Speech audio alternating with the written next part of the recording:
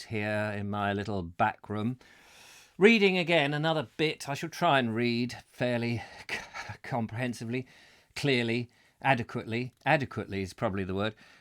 From English Journey by J.B. Priestley. I have my bag of flour here to rest the large volume on, which is nice. Good morning to Philip Hammond and to Mary, or Fiona Mary.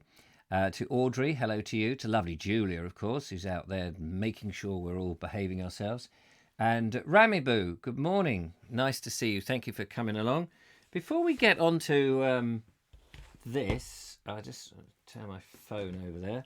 Turn my phone over there is good English, isn't it? Before we get on with the actual reading, I wanted to read you a little bit. Just had a little poke in the old book about Priestley that I've got here. And there's an interesting observation I wanted to just make note for those that are curious about it. I'm going to find the actual quote now, which is at the beginning of this chapter. I just thought this was quite interesting. Particularly as I was talking about, I was comparing people who support the Vobes financially, the patrons. They get this thing called the Naked Englishman podcast, which is sometimes, well, it's an eclectic sort of series of thoughts that I have, sometimes dreary, sometimes inspired, and sometimes just pretty normal, really. And this morning I'd been out and I'd been filming in this lovely place called Ferring, which is near here, and that will be coming up probably tomorrow's video. And I was thinking actually how people had compared the people had said that about J.B. Priestley that he was middlebrow, which is a term that I think I've heard of it before, but I hadn't really given it much credence to know what it really meant. And of course, you've got middlebrow is in between highbrow and lowbrow, I suppose. And it sounds like it's a derogatory, got to get that right, word. It sounds like it's a derogatory term or name to call somebody, because, highbrow's all very sophisticated and what have you. Anyway, this was his observation on. So my point was, I was filming me, and he's been called that, and I thought, yes, that's probably where I am as well. I'm not very progressive, not very highbrow. I'm not pushing the envelope. I haven't got an envelope to push. I haven't got a sort of ahead of the curve really. I'm probably in the curve somewhere, quite happily, merrily.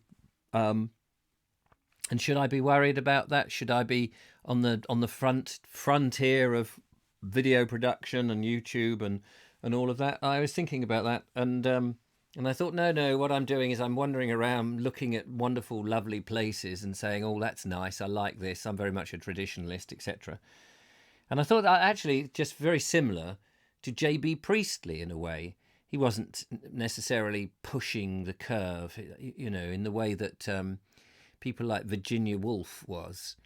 But then he was read a lot more and was more popular than people like Virginia Woolf. And he makes this observation, which I thought was interesting. When I was growing up, said Priestley, looking back more than half a century to the 1910s, there wasn't any consciousness of brows. The major writers weren't writing for an elite, but for everybody.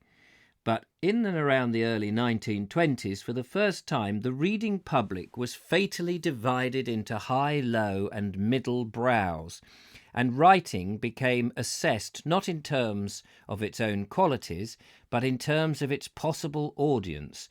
The writers whose books began to sell, and I have yet to meet one who didn't want his books to sell, were denounced at once as charlatans. And I just think that's a fascinating observation, to say that, ultimately he saw his work as writing as a means to paying the rent and earning money. That's the, brilliant job that he wanted to do. Other writers thought they were writing not so much because it was a great occupation, but because they were trying to, as I said before, push the envelope or change things or be progressive, and writing was a tool of that rather than a tool of entertainment in itself. And actually, I very much associate myself in being somebody who uses the tools, but not to be out there to just find a very tiny elite audience, but actually to try and entertain to the largest possible sector as possible who are interested in your own particular niche. So I would say I'm very middlebrow. So there we are, lots of good mornings. I can't stand that my email locked me out, so I haven't been able to listen to it for the last 3 weeks. What do you mean the email has locked you out? If you lost the password or something like that? I couldn't cope if my main communication is through email. People do message me through Facebook and various other things, but I very rarely get to see them. I maybe get to see them eventually, but if people want to communicate with me, the best way is through email. It's just such a sensible and traditional form. So that's my thing. Right, we will progress on. I'm being progressive now. With the book of English Journey by J.B. Priestley. I did mention in the Naked Englishman, people have been suggesting other things to read after this as we're getting close to the end. And I was wondering whether to not so much read one particular book, but to bring in several readings on a theme. And one of the themes I wanted to do this year was the Battle of Britain. And I thought it might be interesting I've got Churchill's memoirs, particularly on the Battle of Britain, and he becomes Prime Minister fairly soon, 80 years ago, in May. I think it's the 10th of May, isn't it, that he becomes the PM? I need to just check those facts. But I thought a combination of reading some of his memoirs of the time, but also some other memoirs and other bits and pieces and facts about that era. Again, it's a little bit beyond this one. It's 1940, which is just 7 years hence from here. But we've sort of whetted the appetite, and we've explored a little bit of the depression of what the country was going through. And I think also it might be interesting because in the current time that we are in with this virus and the lockdown and the lack of industry going on at the moment, that we may well fall into a bit of a depression because of the measures that we have been forced to do because of closing all this business down. Linda Kane, haven't got round to the podcast. Hopefully you received it, though. It did go out. I hope it went out. Anyway, so that's some ideas that you can say yay or nay. Somebody did suggest Jerome K. Jerome's Three Men in a Boat, which is a very famous novel, of course. I have read that. I've got a copy of it somewhere on my bookshelf, but I'm not sure. I'm not 100% sure about that. It's a nice Victorian thing. I actually like to follow in the footsteps of Jerome K. Jerome. Somebody's also suggested as following, and I must answer the email actually. I believe a chap called Sean has suggested that I follow Hare Belloc's. Hare Belloc's? What is that? His first name wasn't Hare, was it? What was his first name? Anyway, Belloc's Four Men. Is it Four Men? Farrago or something. Anyway, my phone crashed and messed up a bunch of my apps. I was able to get all of them working again, but the mail. Entered what should have been the right password, but it won't accept it. Tells me to enter a new one, then go to verification code. But how does it do that when you are locked out? As I remember it, these things work when you need to have a secondary email account. So that when they want to send you a password, they actually send it to a different email address. That's how I think these work. I mean, we all end up having stupid numbers of email accounts. I mean, I think I've still got a Hotmail account, Vobes at Hotmail, I think. I don't think I've been in there for 5 or 6 years. But if I lose my email password or something, and they want to send me a verification. Can't say the word. Obviously I'm not going to read very well today because I can't even say words that I know how to say. Verification. It would normally go to something like a Hotmail account. Anyway, usually I would take it over to Best Buy and have the Geek Squad fix it, but they're closed. Oh, right, okay. Yeah, that's what Paul Smith says. Normally you set up an alternative email address to receive the notifications. Exactly. Hilaire, that's right, Hilaire. You know, it sounded short.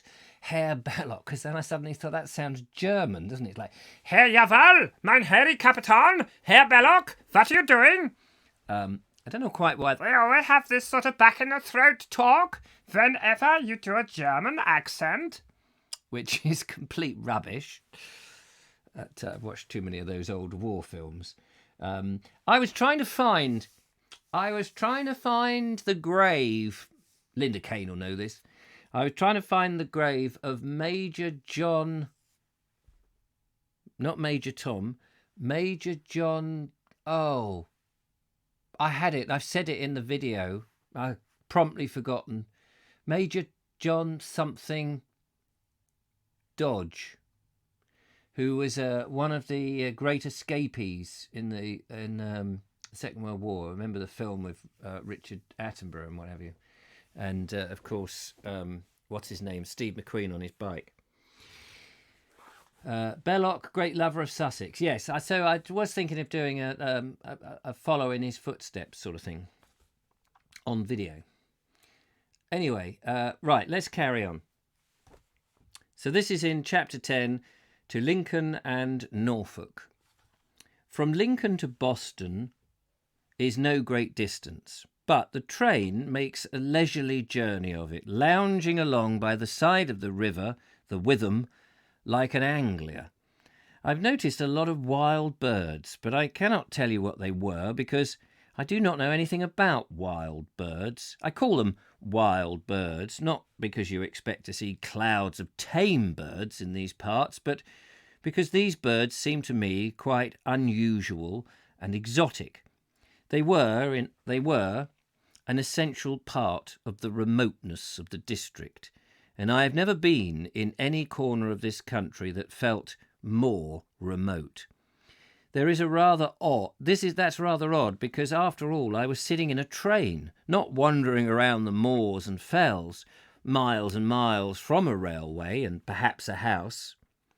This South Lincolnshire country, first Kesteven and then Holland, is no dreary uninhabited waste, for it is for the most part good settled land and civilised long before my West Riding.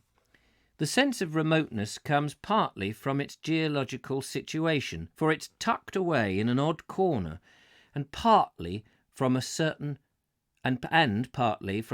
foreign quality in it. They do not call this district Holland for nothing. This is Dutch England. The very train was rambling along in the Dutch manner. The morning was cold, but very bright and clear. There were blue reflections in the ice on the river bank. The farmsteads were cosy red places. Near Boston there were windmills, real windmills, hard at work and not merely sheltering tea-room patrons. Every minute it was becoming more Dutch and less English. The train curved round, and then I saw for the first time that astonishing church tower known as the Boston Stump. This tower is not quite 300 feet high, but nevertheless, situated as it is, it looked to me more impressive, not as a piece of architecture, but simply as a skyscraper, than the Empire State Building in New York, with its 1,100 feet. It's all a matter of contrast. Here the country is flat. You have seen nothing raised more than 20 or 30 feet from the ground for miles and miles, and then suddenly this tower shoots up to nearly 300 feet. The result is, at first, it looks as high as a mountain. Your heart goes out to those old Bostonians who, weary of the Lincolnshire levels and the flat ocean, made up their minds to build and build into the blue. If God could not give them their height, they would give it to him. And of course, although this tower looks blunt enough from a distance to be called a stump, it is actually a fine piece of architecture, like the grand old church from which it sprouts. From which it sprouts. I love that. I love his terminology, his use of words. It's absolutely superb. The Boston stump. There's a picture here. Let's just give you a picture of the Boston stump, which actually isn't as tall as I thought it was going to be. Here we go. Look at that. There we are. That look nice? It is a nice piece of architecture, and I must go. And some of these wonderful places. I mean, I'm not so much worried about trying to trace the people and look at the depression and the depressing things. I'm much more interested in the beautiful architecture and the medieval side of things, to be honest, in these places, and than going through the depression. However, he's much more of a people of the time, working class people of the time sort of person, I suppose. Anyway, it's a fine piece of it from where it sprouts. What a lovely way of describing it. When Boston was a port of some importance, and at one time in the 13th century, it was the second port in the country. That's interesting because I'm sure in the past he said there was I think he said Liverpool was the second port in the country, didn't he, when we were reading that? Anyway, the tower was put to many uses, notably as a lighthouse and as a watchtower, but its chief use then and now is a magnificent means of escape from mere flatness. It lifts the eyes and the heart, and I can imagine that's true. It was market day in Boston. The square was filled with stalls, and any remaining space in the centre of the town was occupied by either broad-faced beefy farmers and their men or enormous bullocks. If there were any marked signs of that agricultural depression in these parts, I missed them. My hotel was in the market square, and it was so crowded with farmers and farmhands clamouring for beer that it was not at all easy to get at it. It was now early in the afternoon, and I supposed that business was over for the day. This was the hour when bargains were sealed with a pot or two of ale. Never have I seen more broad faces in a given cubic capacity. 2 more farmers and another seed merchant, and the hotel would have burst even. If Boston is like this when agriculture is under a cloud, what is it like when farmers are making money? The very stump must be splashed with beer and decorated with froth. But this, of course, was their one great lively day of the week, and in an hour or two they would all return to their cosy red farmsteads surrounded by immense fields, and probably not see anybody but a neighbour or two until the next market day. Moreover, this is not a typical agricultural region. Boston is the market town of a district of large farms of 500 acres or so, and these farms are on rich silty sands that are admirable for a great variety of crops. The very process that destroyed Boston's importance as a seaport, pushing it further and further inland, enriched the whole farming community. Now they grow wheat, sugar beet, potatoes, and various garden produce. Though one local cynic said to me, "Potatoes? Aye, we grow a lot of potatoes here, but some of them bought a lot of cheap German potatoes, covered them up for a year, and now sells them as homegrown. Smartish chaps round here, I can tell you." Aye, no idea if that's the accent, just made it up. It's not very pleasant exploring the town because the wind was icy and curiously gritty, so that when your eyes were not watering from the cold, they watered to get rid of the grit. There was nothing remarkable about the stalls in the square, for you could have matched them in almost any market town. I looked inside the church, which was empty of visitors. Then I paid my 6pence and began to climb the tower. It was a very long and steep climb up. The staircase that got narrower and narrower and darker until one was threatened with claustrophobia. At last, aching and exhausted, I tottered out onto the tiny platform at the top, where a fiendishly cold wind was raging, making my eyes smart.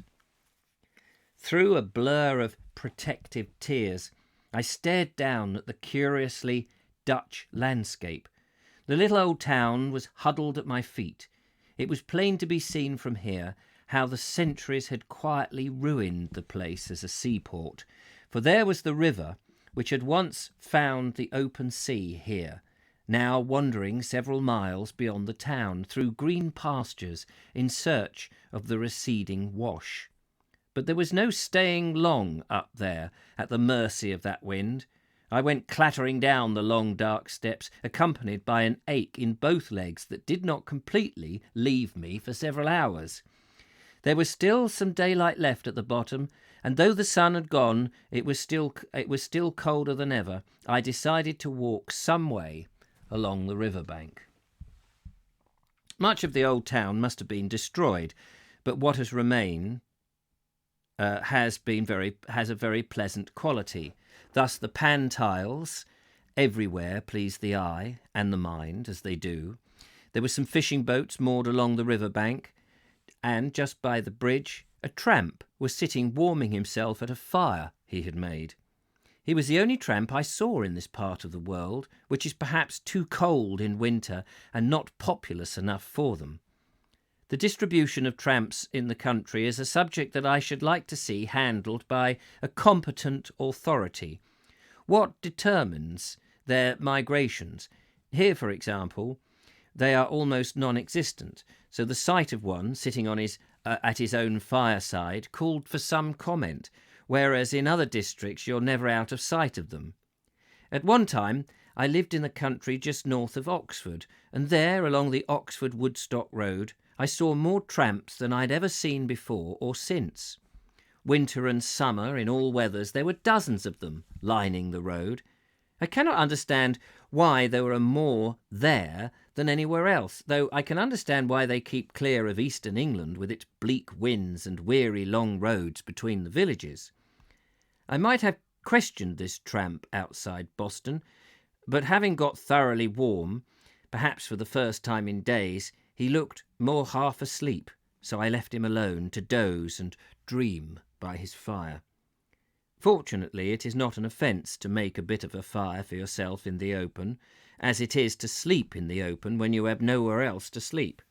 It's worth remembering that the whole 12 apostles would have been liable to summary arrest in this Christian community simply as vagrants and quite apart from their subversive doctrines. It's interesting that we used to call them tramps. We don't really see tramps anymore, do we? I mean, we call people who are tramping about like that possibly is just I've forgotten what we called them now. Homeless people. We just say, don't we? But we don't call them tramps. Relic Retrievalist. Nice to see you there. Thank you for coming along. First time on here. Lovely. Welcome along. Nice to see you there on a Sunday. David Graham. Hello, David Graham. Is that the David Graham? The David Graham will know if he is the David Graham, whereas any welcome new David Graham may just be David Graham. But there is a the David Graham who will have known me from back in the podcast early days down in Dorset, which may be him, or it may be another David Graham. It's a popular name. I'm chopping off the top of my head. Yes, Relic Retrievalist, thank you very much. No, nice. I do try to acknowledge people. It's obviously very difficult when you're reading. Miles Oakley, hello to Miles Oakley. I'm just going up and down the thing. Nice to see you. Rita Loy, hello to you. Marvellous to see you. Right, where were we? Yes, tramps. Do we still have tramps? Or tramps just homeless people now? Tramps were, vagrants and what was other words for them? Vagabonds and things like that would wander around because they were pretty much outcast. David Graham, I am in my house in Australia. In my house in Australia. That's not the David Graham that I know. Who used to compare me. He compared the David Graham I'm talking about is the David Graham that used to compare me to Chris Moyles on the Vogue show. But nice enough chap. Hello Judith. Hello Cave. Hello Miles. Miles from Sydney. Oh wow, Sydney in Australia. And Cave, there we are. A lot of people. I guess it's the evening in Australia. And Cave Wetter from New Zealand again. My daughter is in New Zealand. I may have mentioned it before. It's her birthday today. She's on the other side of the world. And because I woke up and wished her happy birthday. And of course, it's the evening, presumably, where you guys are. Which is such a shame not to be able to give my daughter a hug and wish her happy birthday and give her a little personal present. But one can't do that. Turning at the bridge, I walked back to the town along the other bank of the river, past some little chandlers' shops that appeared to specialise in vast jars of piccalilli, evidently a favourite pickle with the nautical, probably because it offers a close approximation to a hot meal than anything else you could get out of a cold jar. Love that. It was dusk and tea time when I found myself back in the square, where the stall holders were packing up their unsold toilet sets, linoleum squares, linoleum squares, blankets and chocolate. I went into the cinema for tea. I went into the cinema cafe for tea. Stephen Ruff, hello, blimey. I got lost today. Very easy on a Sunday to get lost. There were some rural folk in there, and as I waited for tea, I wondered why countrymen should so often have such high-pitched voices. That's interesting. 2 tables near me were occupied by girls, and it was curious to see how carefully they had modelled their appearances on certain film stars. Even 20 years ago, girls of this kind would have looked quite different from girls in the nearest large town. They would have been unmistakable small town or have an unmistakable small town or rustic air. But now they're almost indistinguishable from girls in a dozen different capitals, for they all have the same models from Hollywood. It was only the girls here, however, who had this cosmopolitan appearance. The young men looked their honest, broad, red-faced East Anglian selves. Having nothing better to do, I attended the first house of the cinema, which was showing a film version of Maugham's, presumably Somerset Maugham's, Our Betters. It was a poor film, but what interested me was the attitude of the small audience towards it.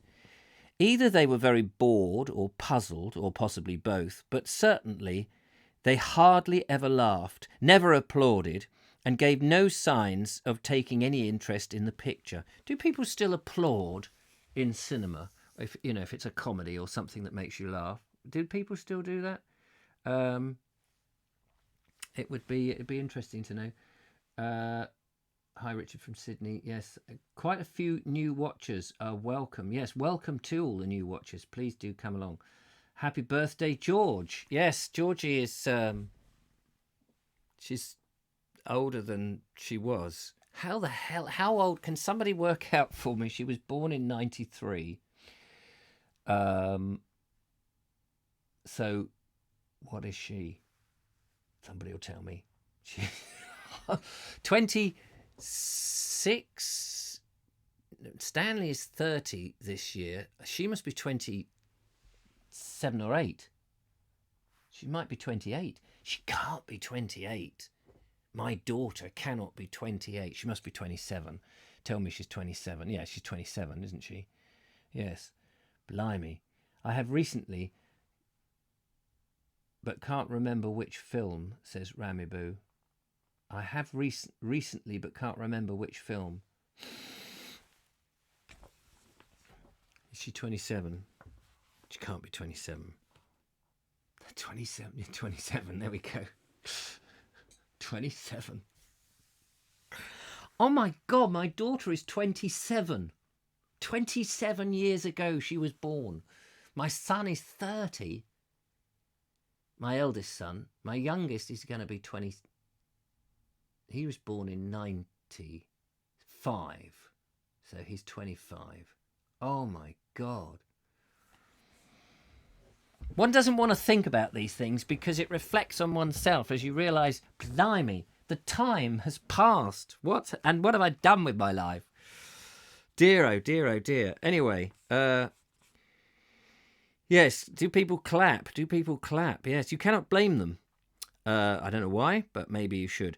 What have the antics of a tiny remote smart set to do with them? When Mr. Morn sat down to be adroitly cynical about the marriages of American heiresses, a theme which is more Edwardian than strictly contemporary, he was not thinking about the householders of Boston links. We talk about the cinema giving people what they want, but really I'm not sure that it does not do less.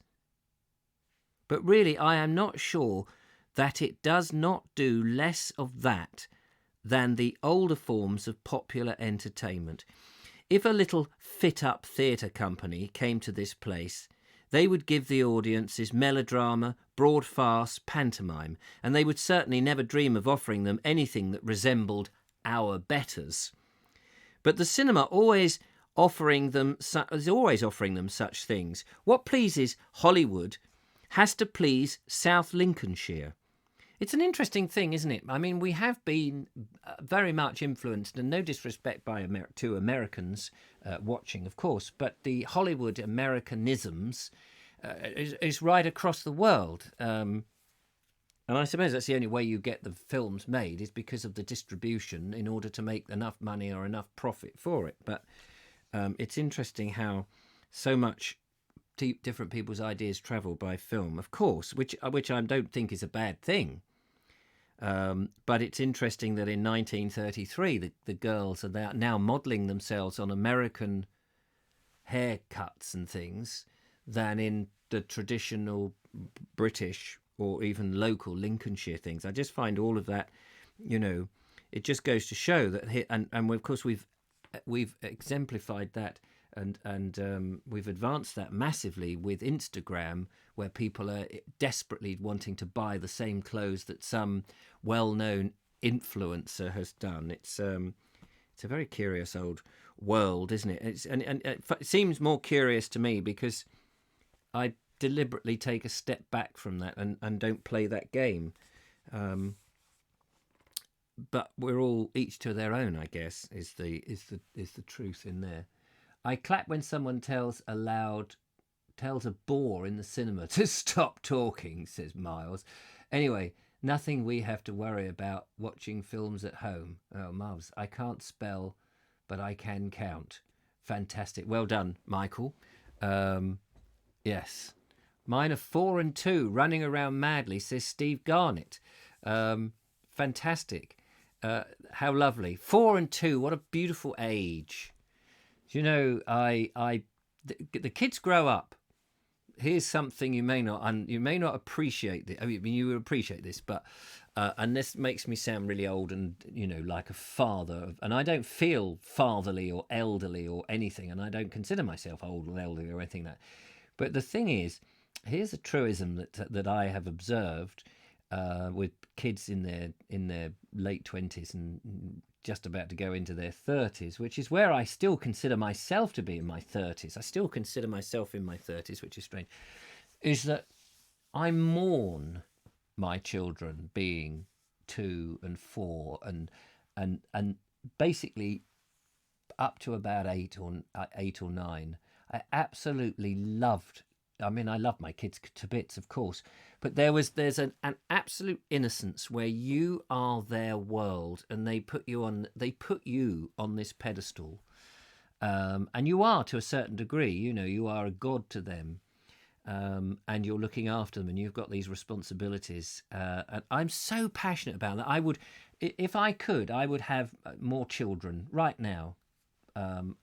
Because I just think they're so magical, their innocence and the way they ask you questions and the way they make you feel. That's such a worry, of course, and you know, but children are amazing things. But when it's somebody else's children, it's not. It's just not the same. It's just, you know, they're lovely, but when it's your child, you have that 100% responsibility. It is. Oh, I don't know. There's something so. There's a magical connection.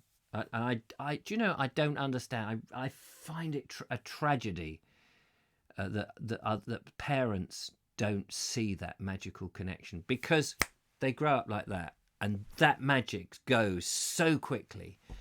And I greatly miss my children being that age, and asking me questions. I mean, yes, they can be annoying, and they don't go to bed, and you know, all the things, and they break things inadvertently, and they can, you know, make you cross and push you to the edge, and you lose it with them, and then you feel guilty, and all of that. But it's all part of the magic. It is a magic, because once that's, you know, before you have children, you don't know that's there. That's not a thing. And when you have children, you're in the throes of this, and it's just, you don't really appreciate it. And then once they're older and they're making up their own mind and telling you how they want to do things, you go through this very long process, this very arduous process of accepting that they're actually no longer need you, and you mourn. You know, it is like a bereavement in a way, because they become their own people, and then you get to see them on their terms, and everything changes, and then you're on your own again. And if you live in a single life and you've had children, and you know, and you've got your marriage is broken up and what have you, you know, one of the reasons I throw myself into my work is because I have nothing else. My children are wonderful and what have you, but they don't want me hanging around anymore. They come around when they need some money. You know, it's the same old thing. And so what have you got? You've got, that's, I think, why suddenly, once the children go, you start to actually look at the world, and you go, okay, can't keep having children. I'm going to throw myself into whatever it is that the passions, the other passions that you have. Sorry about that. It's just a moment of it's a very difficult subject, because I so mourn the times when I had the children and they would sit on my knee, and you just think they were the best thing ever. The best thing ever created. You know, you'd do anything. And people who don't have kids and say, "Oh, I don't want children," never can. You know, they might sympathise, but they will never know that. They will never know that amazing connection. And you do hear people. I know people who haven't had children, and they go, "Oh, I don't want children. I don't like children. What have you?" And you know, when you have a child, it changes you. It changes you for the better. So yeah, what have we got here? Linda Keynes. How many people used a calculator to work out the age? Yeah, exactly. I clap. Blah blah blah. Morning all. Got to agree with Richard. They are. Then they become teenagers. Yeah, and it's a different. You know, it's like, it's so. How do you put it? Yes, you're a parent when you've got children. You're a parent, of course you are.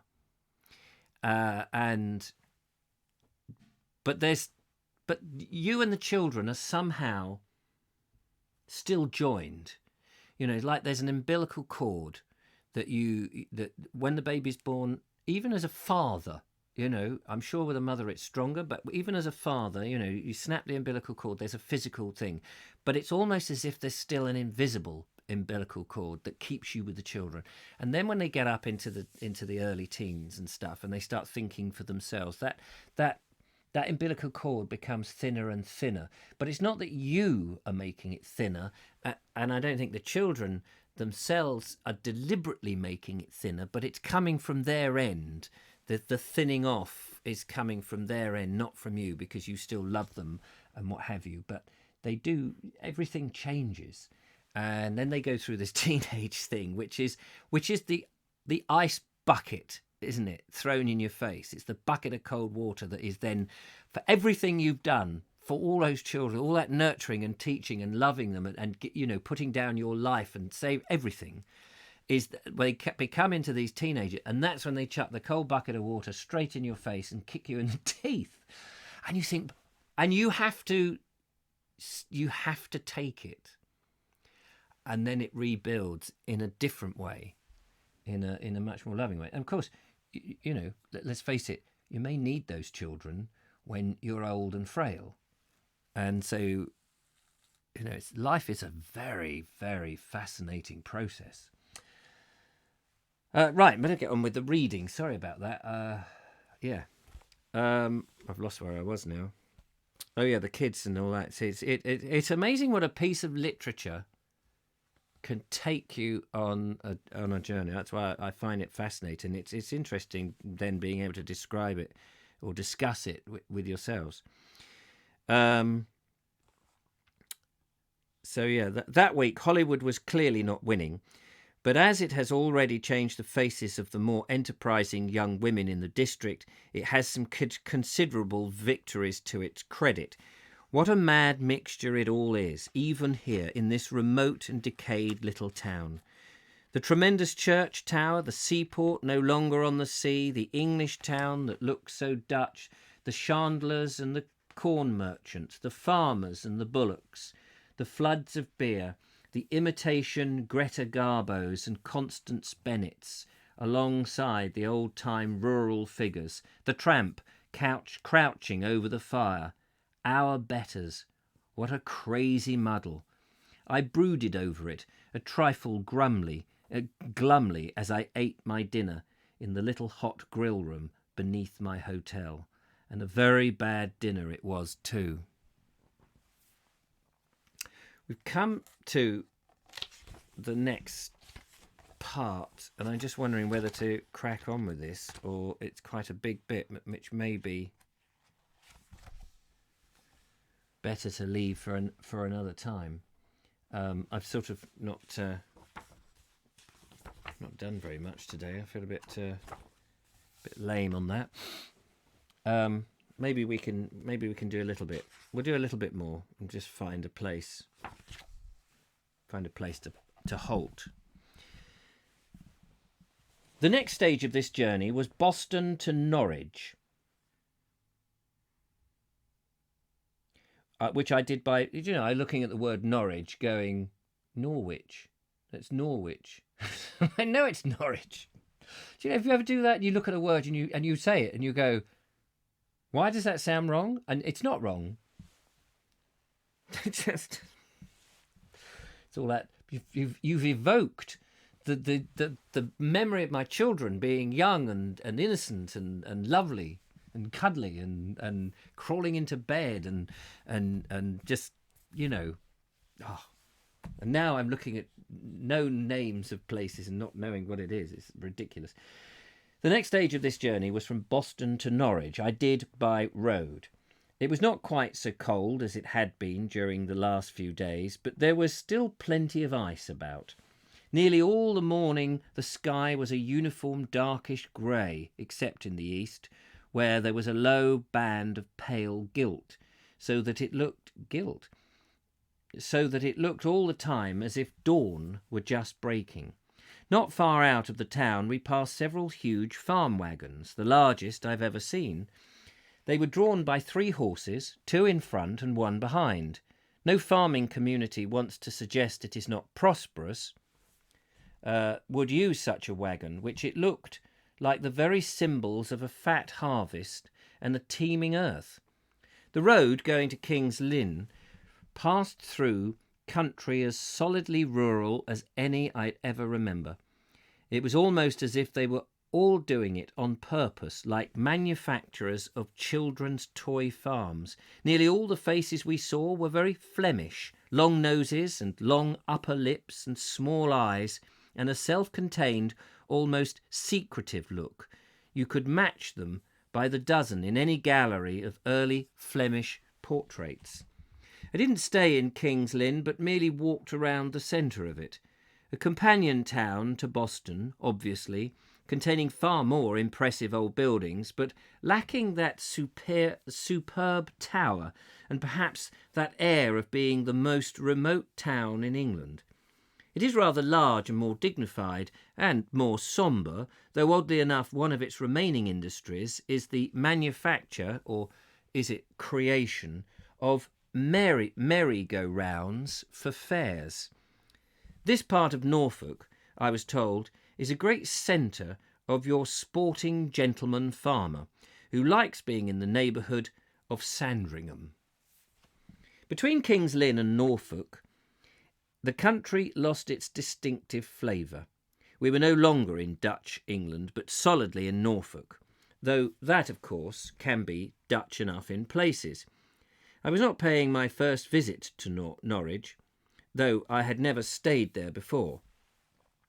But I must have lunched somewhere but I must have lunched several times at the Maid's Head, and then spent an hour looking for the antique shops in Tombland. The last time we were there, Tombland, what an interesting name of a place. The last time we were there, I remembered that we had bought a John Sell Cotman and a pretty set of Sillybub glasses. I'd love to see a picture of a Sillybub glass. Now I drove straight to the Maid's Head, a fantastically rambling but comfortable old place, and they gave me one of those Queen Elizabeth bedrooms that you see in such hotels. It would have served as an excellent background in an illustration for Barnaby Rudge. But then, to my mind, Norwich has the most Dickensian atmosphere of any city I know, except perhaps Canterbury. And this is simply due to the look of the place and not to any strong associations with Dickens. It was dusk before I was able to go out this afternoon, and I walked into a very gloomy old city, for this was half-day closing and the shops were shut, and Norwich is not brilliantly illuminated at any time. It is very nice. I've been to Norwich, and it has got some higgledy-piggledy little streets and timber-frame buildings. It is actually very lovely once you get round the big circular road and into the centre of it. There were very few people about. Tombland, I can't get over that. I've never heard of Tombland. Tombland was shuttered and deserted. In the narrow old streets running out of it, where the feeble light of occasional street lamps shows you ancient gnarled and gnome-like houses and little shops, you expect to run into the characters of either Edwin Drood going muffled through the chilly gloom. It was difficult to believe that behind those bowed and twisted fronts there did not live an assortment of misers, mad spinsters, saintly clergymen, eccentric comic clerks, and lunatic sextons. Oh, I love that. Isn't that amazing? That's fantastic. I'm just going to read that again. It's difficult to believe that behind those bowed and twisted fronts there did not live an assortment of misers, mad spinsters, saintly clergymen, eccentric comic clerks, and lunatic sextons. So easy to conjure up those characters. Isn't that amazing? Impossible to believe that the telephone could find its way into this rather theatrical antiquity. You peered in passing through the lighted window of an estate office where an elderly clerk was at work, so true to type that he looked like a good character actor, and you felt that you were there, that you could buy or rent nothing but either remote crazy manners. What do you mean either? I added that in. In Tombland, the trams and buses came and went incredibly, like lumbering time machines. Between the cathedral and the castle, both hearts of darkness. I've got to go back to bloody Norwich. This is amazing. Between the cathedral and the castle, both hearts of darkness. I spent a spectral hour roaming about somewhere on the boundaries of dissolution. I had only to stand a moment or two at one of those dim street corners, and my car and wireless set and typewriter would be whisked away from me, and I would be lost and gone in some dusty limbo. I brought a local evening newspaper and held on to it to keep myself in present time. I managed to get back to the maid's Head, though this was a doubtful harbourage in such an hour, for it was so quiet and ancient and mazy, with not a Morris stirring in the interior yard. Unfortunately, I was still in Norwich, but was I in the right one? Oh, sorry, undoubtedly I was still in Norwich, but was I in the right one? I'm going to end there. That was so lovely. That was such a lovely description. He makes me smile and laugh, and, they say he's middlebrow, but that's just so beautifully written. So beautifully written. I love it. And it without, it's sort of down to earth without pretensions. That's what I love. Let's just go through some of the comments then.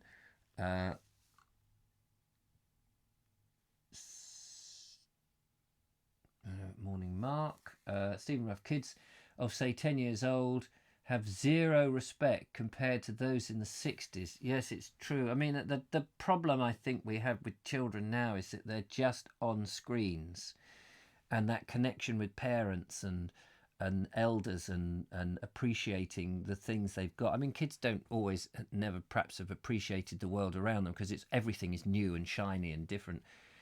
But I do think they're just being so influenced by the things they're watching, the mass and the stuff they're watching, particularly on YouTube and on television, and the condescending nature of moralistic television programs that they have, and the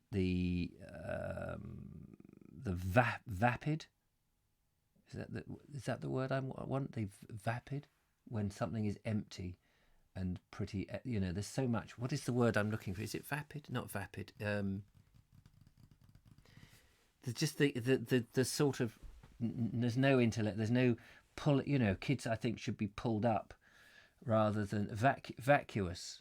Is that the word I'm looking for? Vacuous. The vacuous, vacuum. There's a vacuous nonsense that kids will be sitting for hours. And that's where books are so good, but kids just, on the whole, aren't reading them, which is a huge thing. Richard, I'm sure your children are extremely proud of you and love and miss you very much, especially Georgie today. Thank you, Dan. Yes, I mean, I'm sure they do, and because they're different people now. They're more intellectual and they've got experience of the world. They're more worldly wise and they're more aware of life, and they're vital. And much more than I am, and they are in tune with the stuff, with the beat of the world, I suppose, and they're progressive and all these sort of things. And I've come out of that area of I'm more observant of it than being in the airflow. It's almost like you're not in the airflow. You've got the airflow going here of what is the zeitgeist, if you like. When you're a kid, you're below it and you can see it, and then you join in it, don't you? And you're floating in the airflow of life, and you're in your 20s and 30s, and then as you get to your late 40s, you're sort of, okay, I've done that, and now it's more observant. And you can dip in and out at choice. You've got more choice about it, I think, maybe. And you're not sort of right up there in the back going, I don't give a toss anymore. You're sort of, it's interesting. You're watching, more observant, and just ducking and diving when you want. I feel that's where I am, but still able to do your own thing. The friendly term for Norfolk folk. What's the friendly term for what's the friendly? Carrot crunchers, says Lindy Kane. Oh, is that the carrot crunchers? That's very good.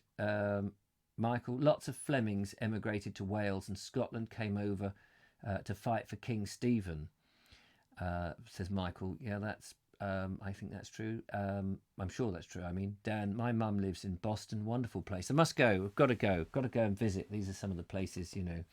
Tombland sounds like a dead place to me, says. Yeah, yeah, that's it's a very strange. When can I move in? Sounds idyllic. Yeah, absolutely. The English don't like going to Boston for tea. No. Well, the American one, of course. Linda Kane, Tombland, old Scandinavian word meaning open space, used to be the site of an Anglo-Saxon marketplace and centre of administration before the arrival of the Normans, apparently. Ho, ho, ho. That's somewhere. That's somewhere for the Vobes to go. There's so many interesting places. You know, there is so many interesting places. This is where I think you dive out of that airstream I'm talking about, which is the rat race, if you like, in a way. And it's exciting and it's thrilling and it's hitting you. And then you come out and you start to look about and be observant, and hence you become fascinated with these. You know, an old Scandinavian word meaning an open place, tombland. Who would have guessed? Maid's Head still there. You could stay there. Oh well, that's it. I've got to go and stay there. That would be fantastic. Blow the expense and video it. It would be wonderful. You know, this is. I just find this really exciting. It's really good. On the few occasions I've had to be in Norfolk, even working in a summer season at the Christian Hotel in Cromer, I found it delightful. 30 years behind the rest of the nation. Gotta go. I've got to go. Cromer. Yeah, I've been to Cromer. Interviewed for a corporate thing a chap from Cromer Carpets. I wonder if they're still going. Miles Oakley, Norfolk, shorthand for Norfolk. North Folk, perhaps. Yeah, probably is. Yeah. Fiona Hammond, must go and bake the cakes. Oh, yes. See you tonight. Going to try out my bread for another time with the fresh yeast today. The innocence of childhood has gone. Yes. I think it goes quicker. I think it does go quicker. Vacuous. That's the word. Yes. Thank you, Lisa. Vacuous. Lacking all integrity and any moral fibre. Vacuous. Yes. Empty. That's how like a vacuum. Spot on. Thank you, Relic. Lucky most of that passed me by. I took my own path. I guess that's the privilege of being a youngster of 7 and left to my own devices much of the time.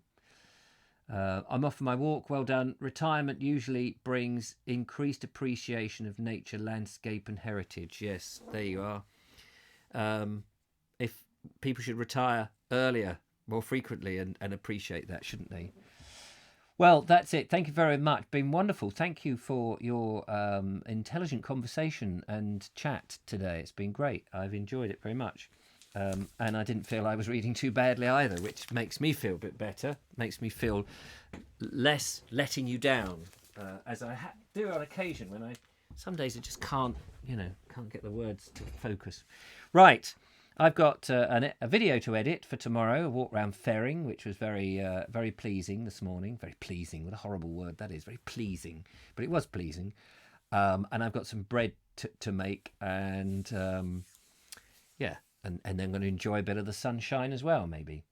So that's it. Keep at it, Richard. Bread gets better with practice and become quite a cater or mantra for many, something you can do and lose yourself in. Looking forward to it, actually. I'm not going to give up till I've made myself. Bread is such an important part of life, isn't it? The staff of life, and it's the thing that we use all the time. And to be able to create your own, I think, and not rely on machine-made stuff. What does that say about one's life? I think that does say something up there. I think so. Sorry, I was just distracted by a book. I am terrible. I look at my books. I've got books up here, on the shelves here. There's books up there and books up there, and plenty of books in the other room. And every now and again, I'll just see the title of a book and go, oh, I want to look at that. Thank you very much. Take care. Gloria, Stag, Richard, I'm sure I first saw you on the community channel and was hooked. Wow, yes, on the community channel with the Bold Explorer stuff. Thank you so much. And thanks for coming back and looking me up. Brilliant live. Thanks very much. See everybody. Not boiling hot, as that can kill the. No, I'm not going to. I'm not going to use boiling hot. Taddy bye, Richard. Thanks very much, Julia and Judith, for moderating and all of that. You're all stars. Bakers at Asda or Tesco will give you live yeast. You just have to ask. All right. How interesting. We'll have to try that sometime. Brilliant. Take care. Have a good day. Or if you're having a good night, have a good night. And I'll catch up with you soon. It's been wonderful. Thank you very much. A read is like a walk. I like that. Like a walk, you never know where it will lead. Yeah, absolutely. And what I always think about that is that you're in the company of great minds. I mean, some of the minds might not be great, but when you read, you're in the company of somebody else, aren't you? Because it's somebody else's thoughts, and you can actually, in a way, debate with them, which I think is great, and appreciate somebody else. Anyway, so you don't have to be alone. You're never alone with a rubber duck, as Douglas Adams once said in The Hitchhiker's Guide to the Galaxy. Right, must go. Take care, and bye-bye. Bye-bye.